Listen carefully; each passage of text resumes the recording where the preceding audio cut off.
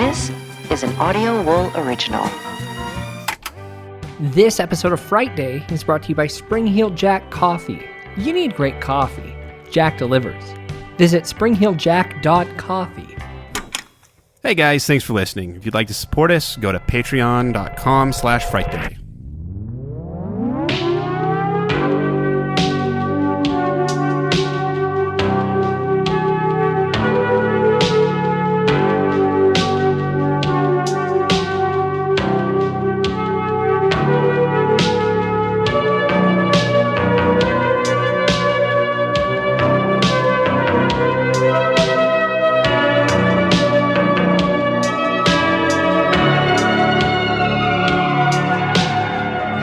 That this was Blues Traveler. And how did you think it was Roll With It?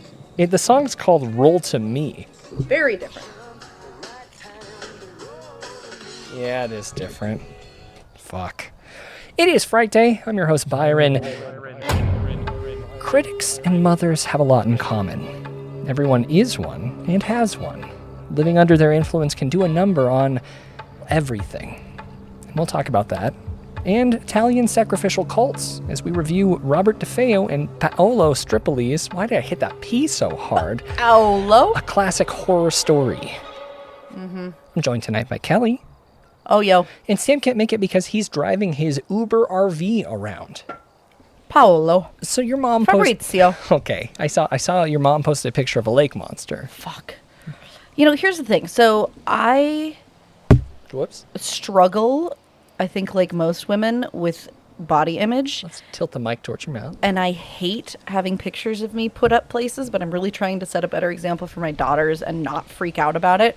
So I was like, you know, whatever, I'm just going to go with it. I don't care, Mom, do it. By the way, a lot of wind going on this episode, just so you know. But yeah, my mom posted this horrifically unflattering video of me. I think it's a fine picture. That was not the intention of bringing this up whatsoever. It was just to talk about you being out on a paddleboard. I'm trying to keep it from triggering me. Did you have a good time at the lake? I did. I like lake monsters. We're going to be talking about a sea monster. This week? An all-American sea monster. Really? Mm-hmm. Wow. And he's not from Lake Champlain. I'm not talking Champ. No. Well, I'm looking forward to that. Taking a little break this week from, well, you guys are. I get to really make some tough calls because things are heating up in the Barjona world. Are they? Last week, it was a pretty light week, and we were talking about some pretty horrific things. So I appreciate the nice comments that we've gotten. Hold on to your seats, friends. Hold on to your sanity. Ready. You don't need to feel bad for doing a headstand on a paddleboard in the middle of a lake. I mean, I should have done that. Typical Bo Burnham women of Instagram pose, right? I really should try that. I think you would immediately fall into the water. You know what's really weird is I'm the only thing that I have even a modicum of athletic ability with, and I don't think you could really call it athletic ability, but it's balance. It's because you tiptoe around all the time, like you're wearing high heels maybe regardless. Maybe that is it. Maybe that's why I've got like that balance thing. Well, good point. You've permanently misshapen your feet, though. Yeah. It's basically binding. It's true. Although the last year and a half have been weird because I rarely wear shoes now. Yeah, you haven't really left this mountain I don't complex leave frequently. I mostly stay here. Still remote, basically. Very strange. Also, now Delta's coming back, so we're all fucked again, so whatever. You gotta have a better attitude than that. Oh, we're fucked. You gotta think higher of society. Are you kidding me? What's the vaccination rate, Byron? Listen, I spent my morning watching Mike Lindell's Cyber Symposium. I have no hope. Why did you do that? Because it's incredible. How many people were there? About 40. Okay, good. That makes me feel a lot better. I don't know. It's not really open to the public. From what I've seen, it's only open to old white people. So I don't know what's going on there, but it's a 3-day event. And wait, are you trying to tell me that there are members of the public that are not old white people? Yes. Oh. Yeah. It turns out. Have you written a letter to Mike to let him know about that? I'll give him a heads up. But okay. I have a feeling he's, I don't know, struggling in his sobriety, from what I can tell, because he's in the middle of quite a manic episode. I think it could be due to the fact that he's losing millions and millions of dollars and he has to go all in on this thing. But we shouldn't be talking about this. I told myself I wasn't going to be involved in this kind of right-wing extremist content this month, but... Yeah, you're failing. It's the 10th. It's just delicious. It's not delicious. It's toxic. Yeah. In every sense of the word. Oh, I don't know. I got 3 days of this, and I believe I'm going to be live streaming on the last day on Twitch to talk about it. Oh, the disappointment. Oh, it's just... That or I'm driving. Where is it? Sioux City, South Dakota. God, I want to go. Yeah, it's interesting because that town is even named after a Native American tribe. whose land was stolen and upon which a weird pillow entrepreneur is trying to make sure that our country never does anything better than that. Well, it's not like he was doing much better in Minnesota. Fuck. My mother-in-law is the coolest mother-in-law ever. Is that right? Up at the lake this weekend. Also, just to qualify, it is a camper at a patch of undeveloped land that borders water that would be considered something between a pond and a lake. It's okay. Someday Sam's going to be shooting for some food and get some bubbling crude. Guaranteed. What's that from? I don't know that one. It's the Beverly Hillbillies theme song. I don't want any bubbling crude out of that lake. It's really pretty. Okay, so anyhow, my mother-in-law shows up to hang out with us for the day. She gives me this book, and she's like, you probably already have this, but in case you don't, I was Holy at the Bible. bookstore. Jesus Christ of Latter-day Saints. My mother-in-law does not roll that way. She is not a pushy proselytizer in any sense of the word, but rather she has embraced her daughter-in-law's madness and purchased a book for me Uh-oh, what is it? that I probably should have known about, but I did not. Gone Girl. No. Girl on the Train? It was a UFO book. Furthermore, it's a UFO book that centers around the theory that the aliens are us, which we all know I'm a big fan of. Huge. It is written by a real professor with a real degree from a real school. God, it's windy out here. All right, so it's middle of summer. He teaches in Butte. Butte, Montana. Yes, but America, home of Evil Knievel. Well, he And the largest really Superfund wasn't site. home of Evil Knievel. Well, he did die somewhere else, but he was born there. I don't think he actually was even born there. Really? I think he just lived there for a while. Come on, I don't think that's true. Sorry. He has his PhD in anthropology, but he's studied human evolution most significantly, along with a bunch of other things. But he got it from Ohio State University, or as they insist on being called now, the Ohio State University. I've never understood that, but they get really fucking gotta bitchy drop about the it. the. Yeah, they are all about the the.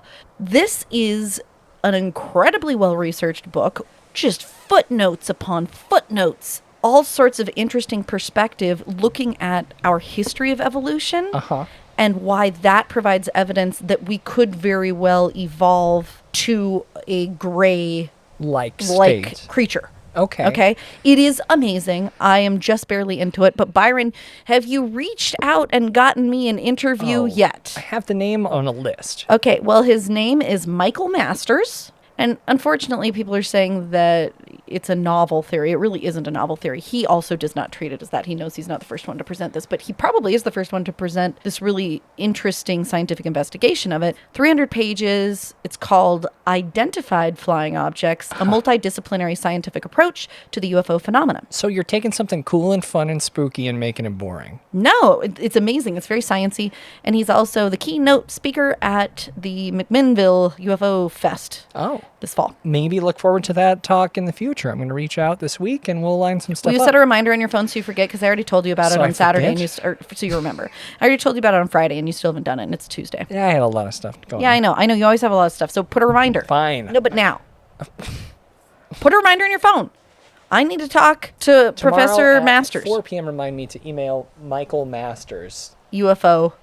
I don't need to know that part. Well, otherwise you'll go, who the Who's fuck Mike is this Michael Masters? Masters that Siri's telling me to I contact? think it's Mike Myers.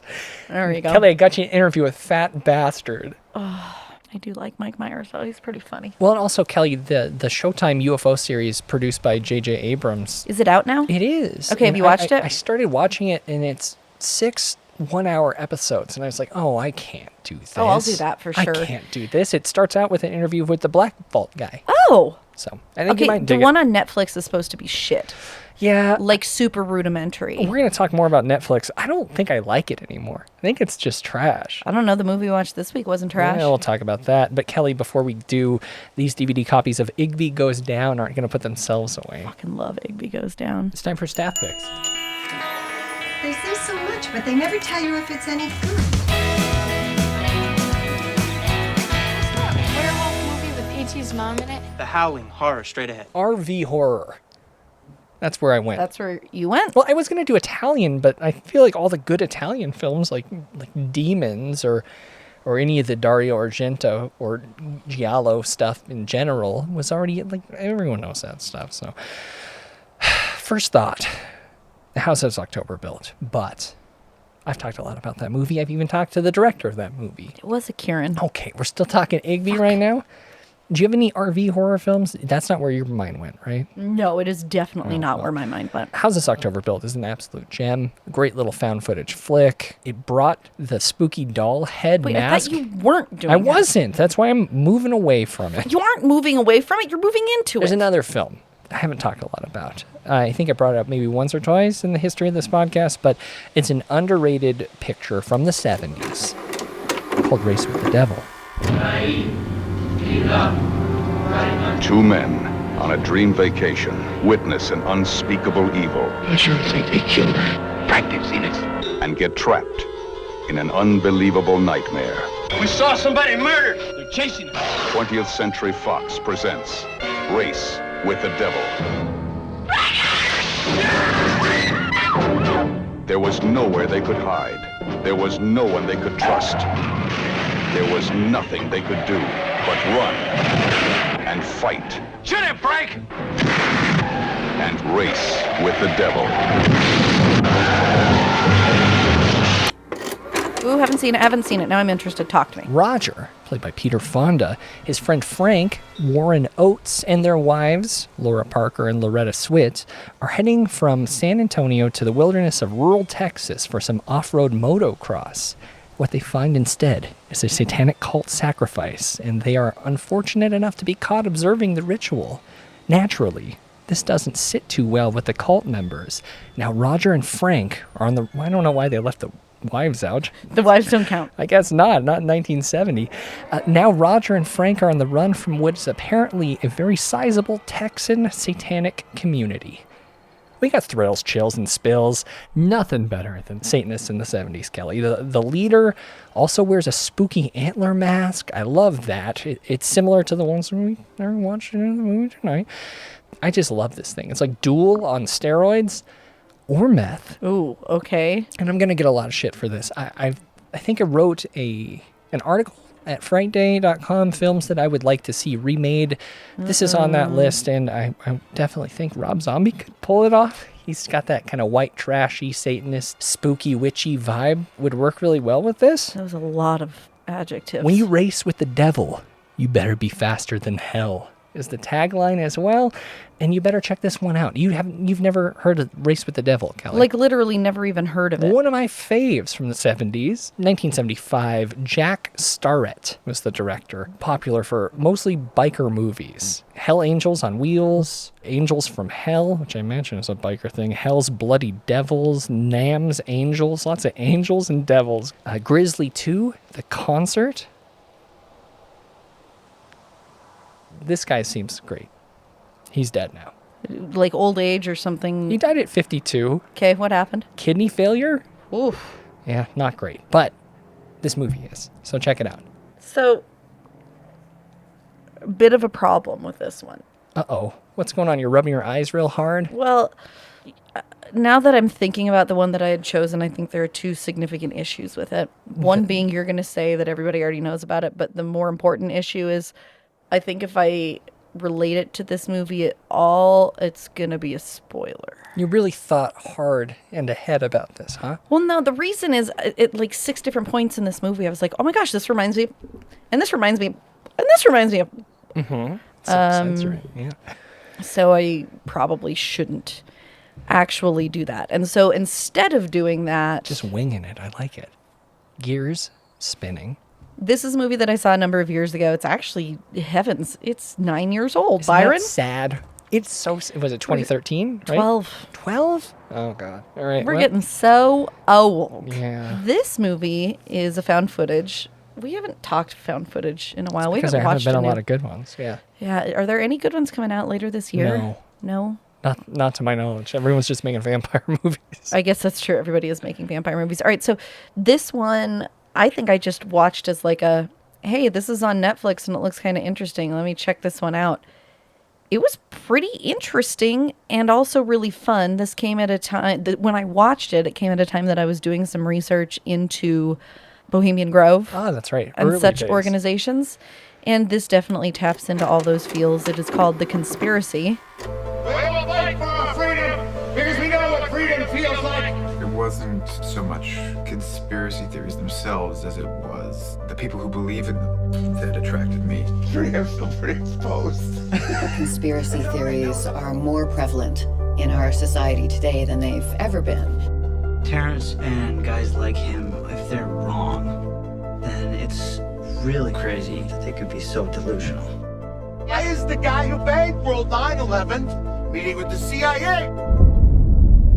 If they're not, Terrence! people don't just disappear. He's got like the string of dates here, and he's clearly connected them to like important events. Formation of the Fed, World War I, 9/11. It's all about this thing called the Tarsus Club, which is like a retreat for politicians, for corporate leaders, people like... That's what the dates are. That's what Terrence was looking into. Very real and tangible shifts in world financial markets and foreign policy coincided with these retreats. Camera down, please. Has anyone ever tried to infiltrate one of these meetings?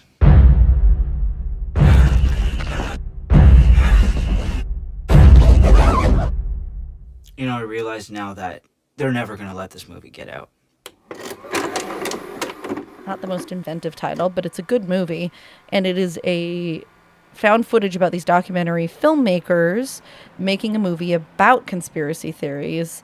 They discover a secret society, which they are obviously trying to include in their movie, but then things go wrong. And it's very interesting and fun. Also has Aaron Poole in it. Aaron Poole? Yeah. Tell me who this guy is. Well, he plays Aaron in the movie. Yeah, but I don't know Aaron Poole. Should I know Aaron Poole? Oh, you should know Aaron Poole because Aaron Poole was in The Empty Man. Aaron Poole was in The Void. See, yeah. Last found footage we did was Host, by the way. Really? Yeah. It's like over a year ago. And that was good. It was a great film. It was good, I think it was see? one of my favorites of that year. So The Empty Man I talked about last week is having watched that one. He's in that movie as well. And The Void. So he's in like 3 pretty solid horror movies. I don't know why Aaron Poole doesn't do more, but he doesn't do a ton. I'm trying to see if there's anything new. Oh, he had a bit part in American Gods. Real sad that's gone. Oh, I'm sorry about that. That American was Horror Stories. Have you been watching? Is it on or are we just watching previews? Stories is out, not Story. What's the stories? There's multiple. It's almost like a Tales from the Crypt approach. Okay, so this has nothing to do with the Alien Sirens battle? No. This is something that's been going on for a month and a half now. I remember reading something about it that it was shit. So far, I've enjoyed two of 5. Let's say that. Well, that's not bad, Not actually. bad. Okay. Yeah. I mean, I might. Where are they? It's FX. FX. Okay, I may watch some of those then. But based on that recommendation, I do think you should watch Conspiracy first because it is more fun. It's that sweet spot of found footage. Yeah. Early 2010s. And this director, I don't know why he hasn't done more, but in 2012 he made Conspiracy, Conspiracy, and then in 2020 he made a movie called Flashback. And that's it. Well, Flashback probably didn't do very well. I don't know. It doesn't look like it did that poorly. Great. Watch The Conspiracy. Aaron Poole is great. Not to be confused with Aaron Paul. Or Tim Pool. Yeah, isn't Tim Pool one of those assholes? Mm. Yeah. Poor Aaron. Hope they aren't related. Okay, just sweeping. Nobody sweeps. I'm sweeping. Have you ever been to a video store that has anything other than carpets? Clearly you vacuum or use that cool roller thing. The spinny thing? It's like, it spins? It's no, like the one that's like, I actually have one over there. Oh, it like blows water out and no, sucks it doesn't up? blow anything. It's fully All right. manual. We don't have one of those. And it's like a carpet sweeper thing. Oh, those things. And it, Like in a movie scoops them up. theater. Yes, Yeah, exactly. yeah. We don't have that. I have one right back there. It's It's right over there. It's by the tomatoes. I'm sweeping up. We don't sweep carpet. That doesn't even make sense. You gotta tell them that we're close. I'm not doing that anymore. We're closed. Go home. You don't have to go home, but you can't stay here. Goodbye. Thank you. You're not good at this. You're not good at closing. And No, they never. Every time I worked a retail job, they never let me close. You couldn't read the script at the end of the day? No. Why? Too embarrassed? No, I didn't like to bully people into leaving when they weren't ready All to right, leave. take your time, guys. It's 11:14. I have I'm just gonna hang school here. in the morning. I'm going to go lay down behind the counter. Wake me up if you decide to purchase something. You're a terrible employee, an even worse manager, but a great friend. Yep, there we go. Full circle. Whee! It's time to talk making new friends, or at least acquaintances. Probably acquaintances. One of the best ways to do that, throw yourself in an uncomfortable situation, kind of like the folks that we're about to talk about, as we review a classic horror story.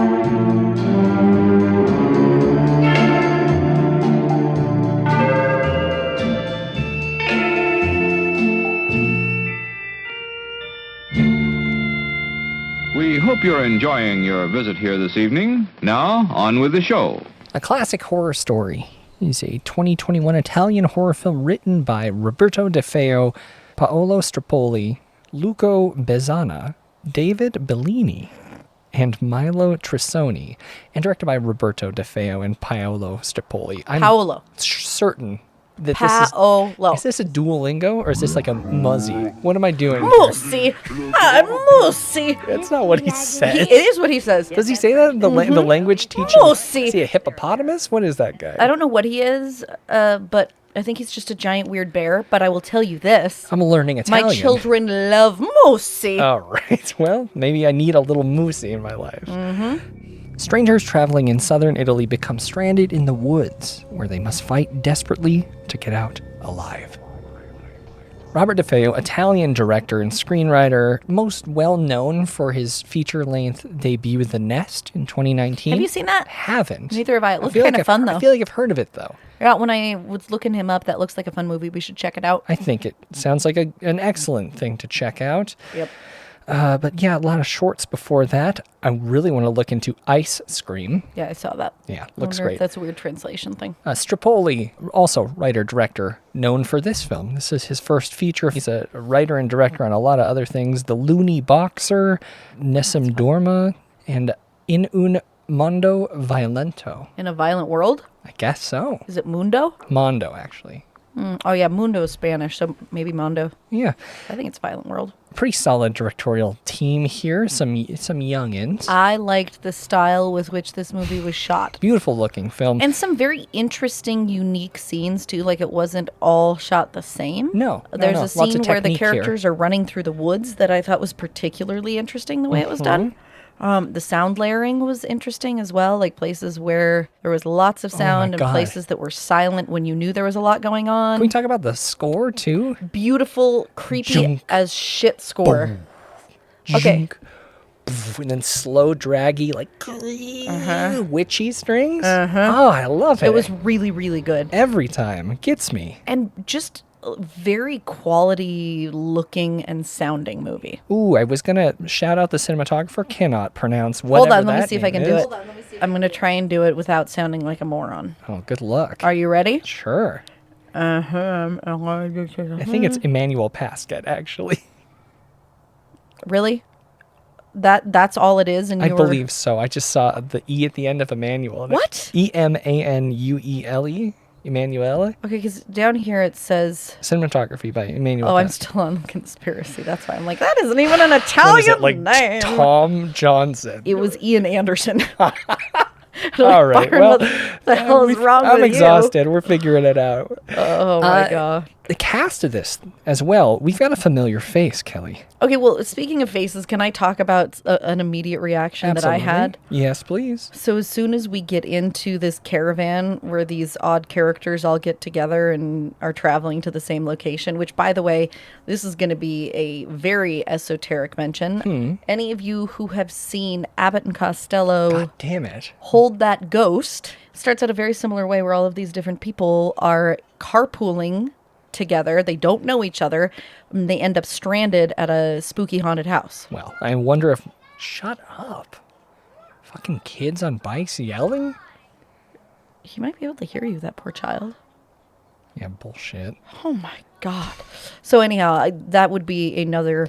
Hey, you could watch that because it kind of has something to do with this one. This film, the whole film, it's called a classic horror story. So they're pulling in references left and right. It's a particularly American ones, which I thought was really funny. Yeah, it's a treat. I didn't see much digging into Italian ones. No, But also, that's not my... No, mine neither. In fact, I was commenting to Sam as we were watching this that unpopular opinion, I don't really like Bava. I don't really like Argento. I like the classic Italian horror is not my jam. Like Fulci? Just not a big fan. Okay, well, you are a fan of the lead actress in this. You've seen her before. Matilda Lutz playing Elisa. She was in the Ring remake, Rings. But she was also the lead in the film Revenge, episode 165. No way! Yeah. Blondie. No, the lead in this is not blonde at all. No, she was blonde in Revenge. She was blonde. I was like, I think... That's why I was like, wait, what? That wasn't her? Mm-hmm. Wow. And then Will Merrick plays Mark. Got a Sophia in the mix. Oh, I forgot where I was going. At the beginning, when everybody gets into the caravan, I was very disturbed by the physical appearance of almost all of these characters. In what sense? What does that mean? Not by Matilda, not Miss Elisa. Okay. But Will Merrick was very hard to look at. He played Mark? Uh-huh. What's wrong with him? Just he got curly red-haired guy?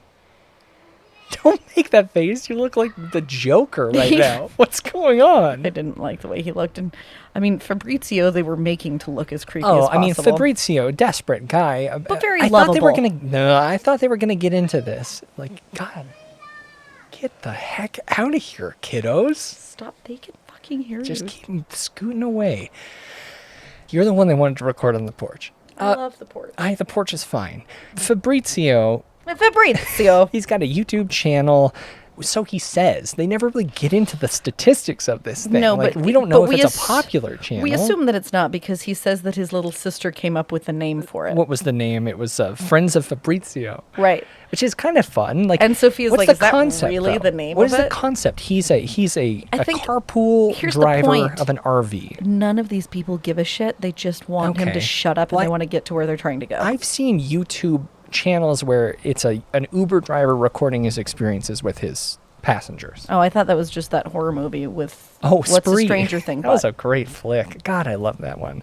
That was another found footage we watched recently. Yeah, I guess you're right. It was a very unique found footage, but I thought the concept was interesting. I kind of appreciate that they didn't go into it too much. Yeah, I do They too. kind of like bounce around these characters just enough. The fact that they didn't go into it and the fact that none of the characters asked to go into it was indicative of the relationship that was going to exist or rather not exist between these different characters. So they're very self-centered. Yes. They're in their own world. Yeah, and they are not looking to bond. They are looking for pure logistics of getting from point A to point B. Yeah, I was curious. Is carpooling in other countries, is that a more common thing? I mean...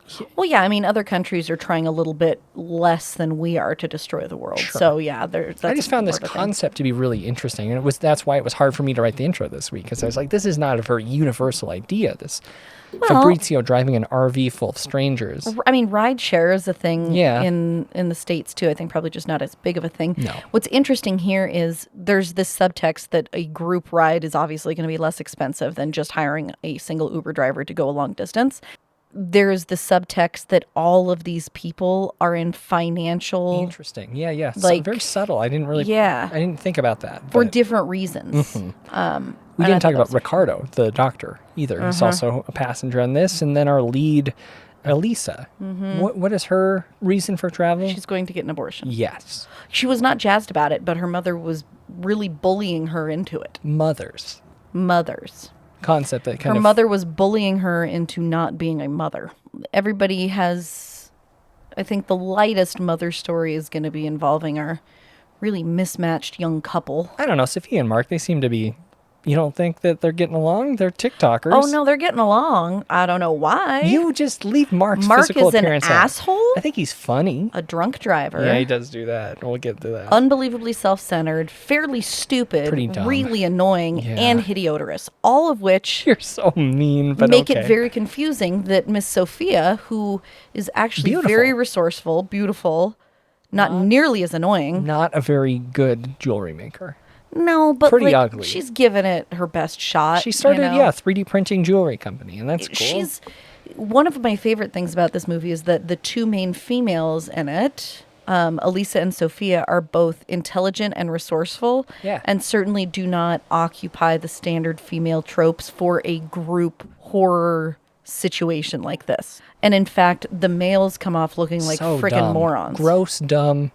Like inept. Yeah. Not compassionate. Like, even if you watch subtle things, like at one point they're hiding in an attic and they all come down. And Sophia's gone through a fairly extreme trauma herself. All of them have been in a Don't difficult spoil situation. too much. We're going to walk up through some of this plot. Okay. But Ricardo just gets down and could not care less. Like, isn't even seeing if the rest of the people made it down this staircase okay. He doesn't give a shit. Fabrizio is just like, I don't know, Hunchback of Notre Dame or something. You are so cruel to these men, but he's socially uncomfortable in this situation. There are no alpha males in this movie, and I appreciate that. It was interesting. It was an interesting dynamic. Well, I don't for know. a group horror. Ricardo's an alpha male, but he's more like a sociopath than a. I don't think he's an alpha male. All right. Well, you jumped over the bloody cold open involving a hammer, and I really do love to see that. It jumps right into this. It took me until the end of the movie to realize that what we saw at the beginning was like a prologue. It had nothing to do with anything we saw during the movie. I mean, it had something to do with it, but it wasn't it was a really quick jump into the concept of this thing, but Yep. it leaves you being like, oh, we're in a horror movie. Yeah, we are. A classic horror movie, if you will. Horror movie. We got the friends of Fabrizio. We're on the RV. We quickly find ourselves at one of the most beautiful woods drone shots that I've seen in years. Yes, it was very I beautiful. think it's Italy, right? That's like the only thing that made this. I think I'm gonna. Well, I can't say right now, but we're gonna bring up the location a little bit. Beautiful wherever they are. Mhm. They pass a creepy spray painted billboard with a family on it. The eyes are all blacked out. And then on newspaper, there's being read that says mother and father disappear. We're in a world where not all is right. Kind of this looming threat. They pull over because Elisa is sick, experiencing morning sickness, and get back on the RV, and they have fun. Our dipshit guy driving drunk falls asleep. Like, why briefly. did they let him drive? I don't know. I didn't mean, understand that at all. See, and that's the thing, is I don't really understand the whole premise. Fabrizio, if they're patrons of Fabrizio, why are they? And it's Fabrizio's grandmother's caravan. Like, Yeah. come on, I show just- some respect, Fabrizio. Well, they dodge a dead goat and crash the RV into a tree. And it's night when that happens. The next scene, it is daytime. Mark's leg is fucked the heck up. It's real gross. They try to call for help. There's no signal. And they go outside. There's no road. No road at all. In fact, not only are they far from the road, but they can't even locate where the road would is. be. They're surrounded by trees in the middle of the woods. And apparently they all passed out after the crash because it's now daytime and no one really knows what happened. Yep.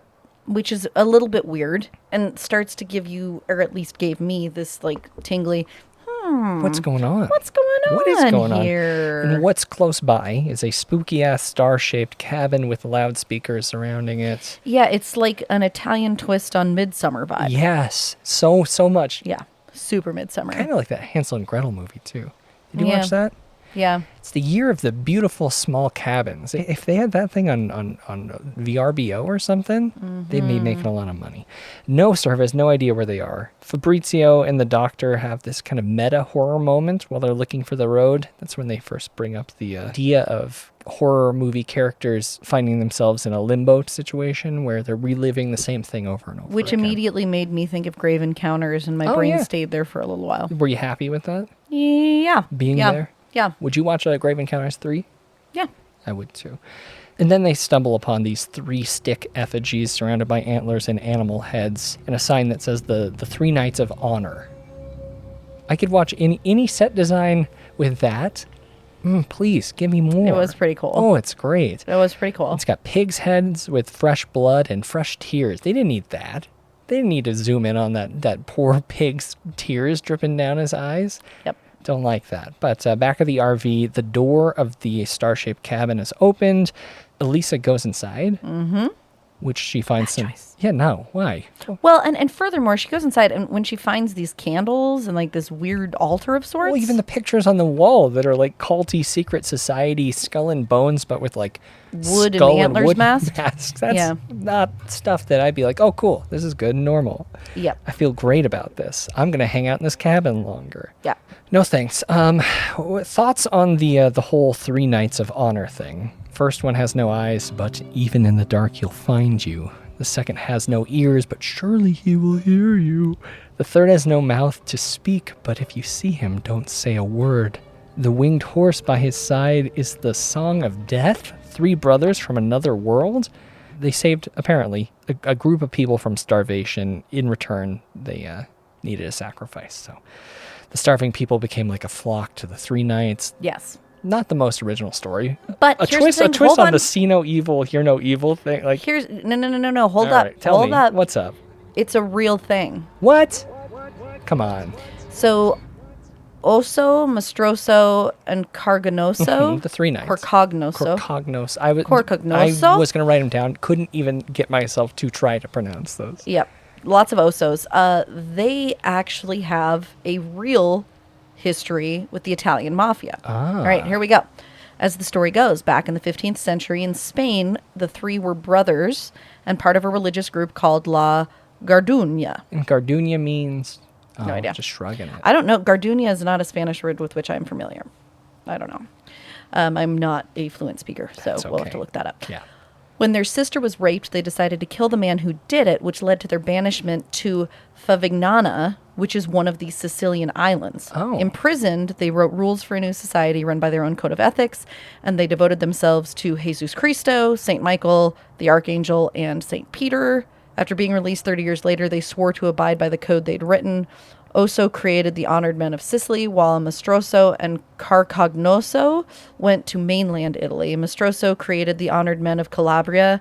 Carcagnoso formed the Honored Men of Campagna, which my understanding is those are 3 big organized crime groups. Wow. Okay. All I can think of is the T-shirt from the 90s with the monkeys covering their ears, eyes, and mouth. Yeah, I mean, I think that this is... okay, just to make sure, Byron, at the end when the credits started to roll, did you keep watching? No. Is there a post-credits? What was the last thing you saw, B? Okay, so we need to take a hard pause. I cannot believe you didn't keep watching When this. it says the title of the movie, that's the end of the movie. See? Very interesting. I did miss the entire ending of the movie, and it makes it... It doesn't change anything, but it makes it more clever. But before Much more clever. Yeah, well, we won't Full watch. standard deviation, more clever. I would say it's kind of fun. Fabrizio starts cracking, and this is where we get like the full setup to it being a classic horror movie. This is when he mentions the Sam Raimi house. Yeah. Red lights turn on, the air raid sirens start, and the flock are seen... Air raid sirens really threw me for a loop. Not typically what you would see in a woodsy cult's Right, compound. that's trying to keep themselves under wraps. That I thought was really interesting. Well, and I mean, these folks, they're not really doing a very good job of keeping themselves under wraps. They've gone into the cabin, into the attic, where they found something. Yeah, they found someone. Without their tongue. A little girl in a nest kind of thing. And then from the window, they see the flock dragging Mark out of the RV. Mark's got that fucked up leg. Thank God. Tie him to the table, and his legs are straight up violently broken with a hammer. The same hammer from Midsummer, I imagine. Very similar. Also, definitely the hammer from the beginning of the movie. Yes, and his eyes are taken by a fucked up medieval twisty torture machine, and he is killed. I really like the leg smashing. I do too. Really? Well, just because it was Mark. Yes, precisely. I thought they did a great job with that, and there's a beautiful close-up shot of Sophia silently crying. Yeah. With that sort of muffle. Visually, this movie's so good. I don't think we can really walk through too much more of this, but Kelly, anything else you want to talk about with this? You're just mad at me because I didn't finish the movie. The title screen pops up. I'm going to go, good, done. You've seen enough Marvel movies to not do that, Byron. I find it despicable that a director would do something like that. I love it. I think it's abusive. Punish the lazy. No, it's not. Reward the diligent. No, well. I thought this movie was so clever and unique and interesting and well acted and creepy. Totally different spin. And I can't really talk anymore without fucking it up. You have to give them enough to want to watch it. The first 10 minutes of this movie, I thought that we had a super cliche, wrong turn type deal going on. And holy shit, was I wrong. Stay with it. Watch it after the closing title pops up, everyone. Keep watching. Yeah, or okay? else she'll fucking yell at you. Yeah, Try I to will yell embarrass at you. in front of everyone. I will. It's on Netflix. There's no reason not to watch it. Other than Netflix is bad now. I'm sorry. Is it, like, did they do something more bad, or is it just the quality of the stuff you're not digging? I think that there's just too much other stuff that I don't find myself watching Netflix very often. Well, I'll tell you what. This and Blood Red Sky are 2 wins for me. I'm going to be paying closer attention to Netflix horror coming I'll up. come back, yeah. This is renewing my faith in Netflix. I was kind of on a Netflix, like... boycott, really? I was on a Netflix minimum of my sine wave for Netflix, and now I'm poking back up again. All right, well. I give a classic horror story. I mean, honestly, I would way rather be in this cult in Italy than the fucking cult with the weird Swedish food. Like, this food's way better. What if you had to collectively make suckling noises, though? Disgusting. That was really weird. It I was also didn't amazing. understand what the point was, because is that supposed to be like emulating the noise that somebody makes when they don't have a tongue? Cut this out, Byron. Oh, you're right. Yeah, You know what I'm saying? Right. Like, I give a classic horror story. Oh, God, what are my units? so sick. It's disgusting. 9.0 pairs of teenage water wings. All right. Okay. I'll allow it. I would have never thought that an Italian movie would handle American meta horror as well as they've done in this. I don't think you can say meta horror. I mean, it's called a classic horror story, Kelly. Yes. I think they're doing it for me. The small details of this film, aside from it looking amazing, being extremely well acted, and sound design being incredible, the same with the jarring score, loved every second of it. It's not what it seems to be. And it's amazing for it.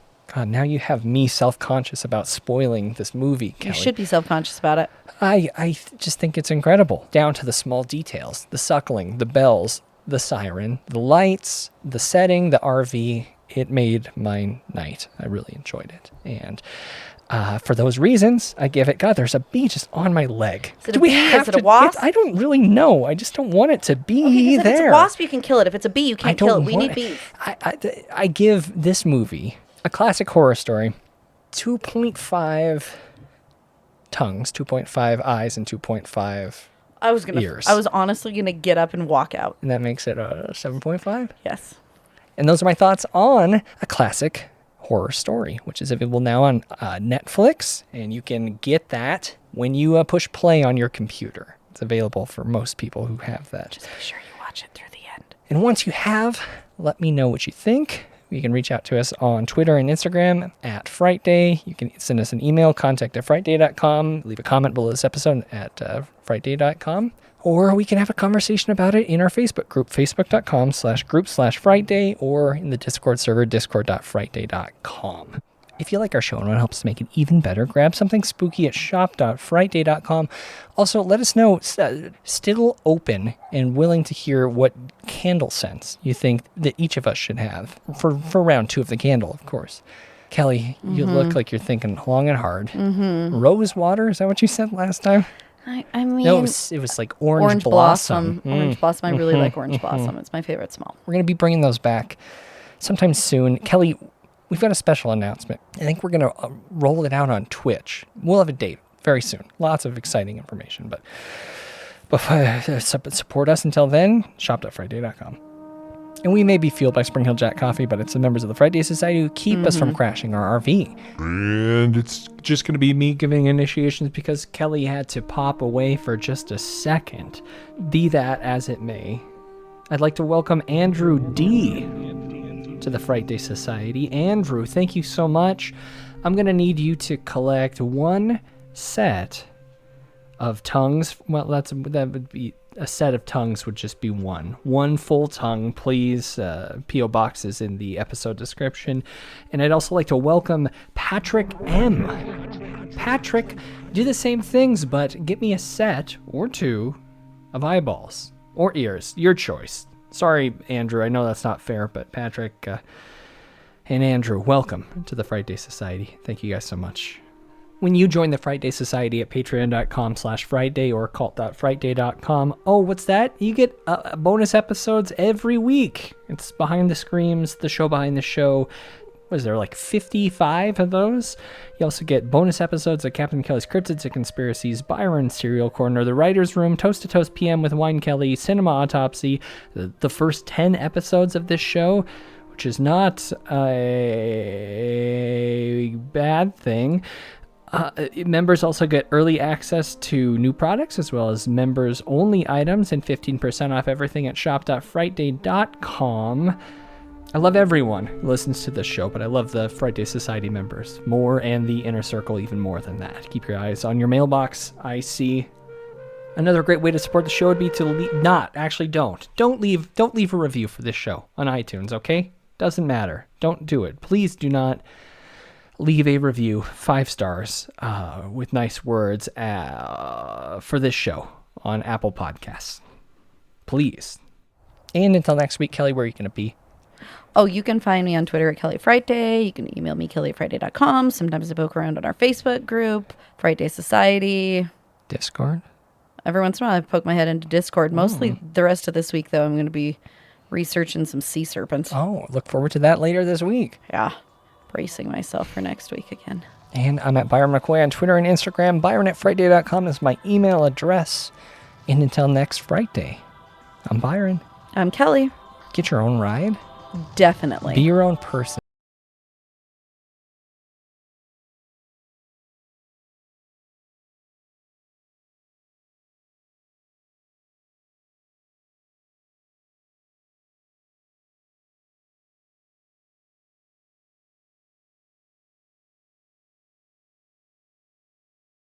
You've been listening to an Audio Wool original, produced by Byron McKoy.